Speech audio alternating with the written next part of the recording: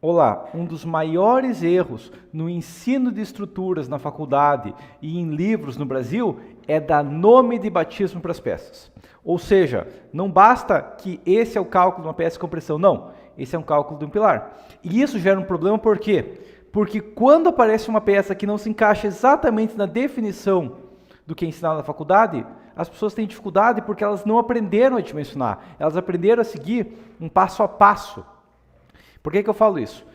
Primeiro, porque quando tem uma peça inclinada, muitos engenheiros têm dificuldade de calcular. Eu vejo engenheiro experiente com dificuldade de calcular, por exemplo, uma peça inclinada. Por quê? Porque ele fala, eu só sei calcular pilar e viga. Eu vou jogar, e essa peça que, digamos, funciona parcialmente como pilar, parcialmente como viga, eu vou usar só o formulário pronto que me ensinaram na faculdade de pilar, ou vou usar só o formulário pronto que me ensinaram de viga e ignorar a compressão ou ignorar a flexão? E a resposta é, nenhum dos dois. Tem que dimensionar os esforços pela seção, igual, tipo, vai ver livros americanos, livros de ciências materiais e tudo mais, vão ensinar, ok? E a questão é, novamente eu entrei numa discussão com um cara que achou que, tem um vídeo meu antigo, sobre o que eu errei sobre a norma, né, que a NBR 1018, ela é bem interessante, que ela fala o quê? Que elementos lineares, ou seja, uma peça reta, em que a flexão é preponderante, são vigas, ok? Então eu explico que um pilar de um galpão, ou uma peça vertical que suporta uma cobertura de um galpão, é uma viga, ok? Tá? Significa o quê? Significa que eu ainda vou ter todos os esforços. Em nenhum momento, quando eu falo isso, eu digo, é para ignorar que ele tem esforços axiais. Eu não disse isso. Tanto que uma viga protendida tem esforços axiais pesados, a gente não ignora eles, mas a questão que a pessoa pensa que quando eu falo que uma peça, tipo uma coluna de um galpão é dimensionado como uma viga, a pessoa pensa, então só considera a flexão e ignora a compressão. Não. Tá? A questão é que eu vou encontrar os esforços igualmente, eu só vou seguir regras da norma sobre vigas. Ou seja, vamos imaginar que eu tenho um pilar de um galpão e ele tem uma carga axial lá de 3 toneladas-força e um momento de 6 toneladas-força, metro. O que vai acontecer aqui é o seguinte, quando eu for dimensionar, eu não posso ignorar essas 3 toneladas-força de compressão, ou de tração, tanto faz, porque a compressão pode até aliviar um pouco os esforços, ou uma tração vai aumentar os esforços. O que eu tenho que fazer é, eu vou calcular a seção para essa carga, só que eu vou seguir regras específicas de vigas, como por exemplo, o espaçamento dos estribos é 0,6D e não 12 vezes o diâmetro da barra principal. Eu vou seguir outras regras, como por exemplo, como a peça tem compressão mínima relativa à excentricidade, ela tem excentricidade medida em metros, eu não vou fazer uma majoração se ela tem menos que 19 centímetros. Ok? Essas que são as questões de verificação. Da mesma maneira, se eu tenho uma peça que é tipo, vamos imaginar que eu tenho 2 muros de contenção e entre esses 2 muros foi colocado uma viga. Tá? E é um buraco ali que eu tenho. É uma peça em compressão. Eu posso chamar de viga? Estaria errado, porque como ela está primariamente em compressão, ela vai ter que ser dimensionada verificando uma peça comprimida.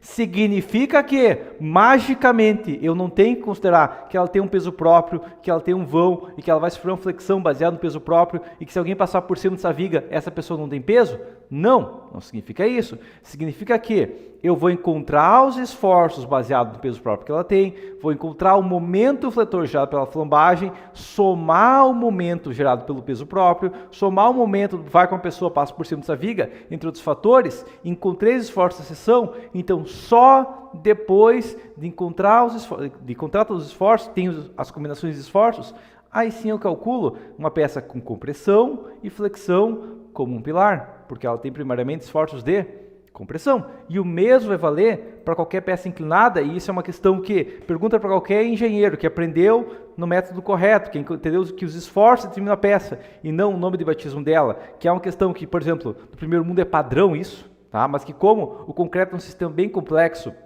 a gente acaba aprendendo formulário pronto, ao invés de entender o conceito base, a gente não... A maioria dos engenheiros tem dúvida, tipo, como calculo metálico? Porque metálico não tem fórmula para pilar, só tem fórmula para peça comprimida, tá? Mas a questão é, pergunta para qualquer engenheiro, ele vai entender que importa os esforços, tá? E se eu tenho uma peça inclinada, eu vou igualmente encontrar os esforços.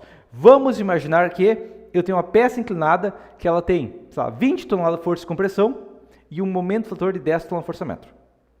Ok? Daí a questão é, eu encontrei os esforços da peça. Daí eu vou determinar se eu vou calcular como pilar ou como viga. Tá? Daí é uma questão mais discutível isso aqui. O que eu vou seguir é o método que gera mais ácido, é o método crítico. Ok? Mas o que é importante nesse caso é que, se eu for calcular como pilar, eu vou considerar também aquele momento de 10 kgfm global, além dos esforços locais de flambagem. Eu não posso ignorar o momento global por considerar os momentos locais. E, igualmente, se for dimensionar como viga, eu vou considerar que eu tenho uma compressão de 20 toneladas-força. Eu não posso ignorar, quando eu faço cálculo como viga, que tenho 20 toneladas-força de compressão. Deve você me dizer, tá, mas o formulário base de vigas que eu aprendi na faculdade, que eu peguei do livro tal, só considera a flexão. Correto? Porque você não tem um formulário de vigas, você tem um formulário de cálculo de uma peça unicamente em flexão. Você vai ter que ajustar o formulário. Ah, mas eu não entendo, eu só copio o formulário. Então toma vergonha na cara, você é um apertador de botão manual. Ok? Você tem que entender igualmente que o cálculo de uma peça que tem compressão e flexão deve ser feito com a compressão e a flexão combinada. Ok? Pode ser um pouco complicado, sim, é um pouco complicado. Felizmente você fez uma faculdade para entender de cálculo complicado. A questão crítica é que o que importa, única e exclusivamente, são os esforços da estrutura.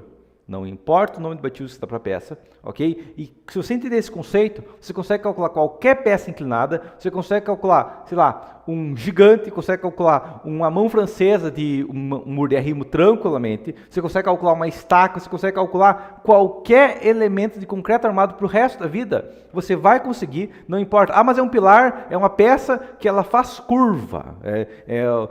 O arquiteto foi lá, desenhou uma curva e vai ser uma estrutura assim. Beleza.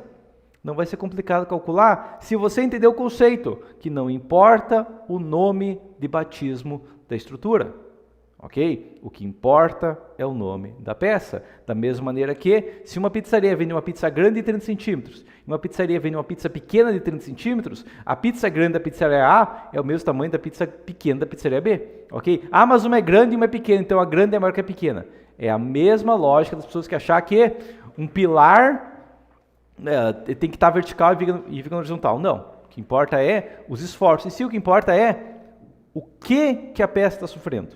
Ok? Eu dimensiono pelos esforços. Ok? Eu não vou na pizzaria A porque eu estou com bastante fome lá tem pizzaria. Não. O que vai contar é os esforços. Única e exclusivamente os esforços, não importa o nome de batismo que se dá para a peça. Entendido isso aqui? Então, qualquer cálculo encontra todos os esforços na seção, lembrando que carga axial e momentos nos dois eixos devem ser dimensionados em conjunto e cortante nos dois eixos e torção devem ser dimensionados em conjuntos. Em conjunto, no caso, uma peça concreta. Tá? Eu não preciso considerar todos os esforços no modelo só, porque cortante não influencia momento e vice-versa. Okay? Mas a questão é que eu tenho que ter essas combinações, tem que ter esses esforços combinados para poder fazer um dimensionamento.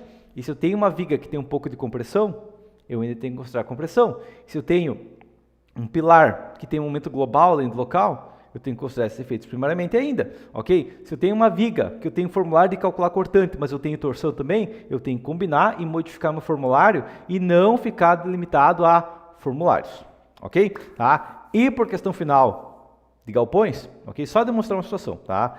Vamos imaginar que eu tenho um galpão com pórticos cada 5 metros. Beleza? Tá? E vamos imaginar que o vento seja em torno de 100 kg por metro quadrado. Um vento normal para um galpão. Ok? Tá? Vamos imaginar que o galpão tenha 6 metros de altura. Beleza? Tá? E daí vamos imaginar que ele tenha 5 de largura, né? Tá? Então, primeiro, 0,1 vezes 5, cada pilar tem 500 kg por metro aproximadamente. Vezes 6 metros, dividido por 4 na melhor das hipóteses, um pilar desse tem tipo 4,5 toneladas-força-metro. Agora vamos imaginar que a estrutura metálica da cobertura mais sobrecarga dá tipo uns 40 kg. Vezes 5 metros, imaginar que vamos fechar uns 20 metros, o pilar pega 10. Tá? Estou falando uma carga de 2 toneladas.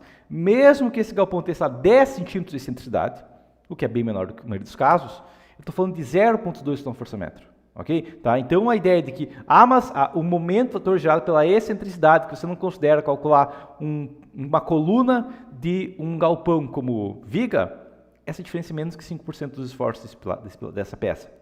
Ok? Tá, então, por mais que você possa considerar esse efeito aqui, é um efeito incrivelmente pouco crítico, que não vai importar em nada numa estrutura, comparado aos 4,5 ali, vai ser menos que 5%, ok? E um modelo estrutural, uma variação de menos de 5%, pode ocorrer tranquilamente, dependendo do modelo, ok? Então, a questão crítica é que não dimensione a peça pelo nome de batismo dela. Não dimensione a peça pelo formulário pronto que você achou em um livro sobre a peça, sobre o nome de batismo da peça. Tá? Entenda que aqueles formulários prontos que te ensinaram na faculdade foi só para um pilar de um prédio e para uma viga de um prédio. Se você está dimensionando não um prédio, muda totalmente. Uma casa-terra já muda totalmente.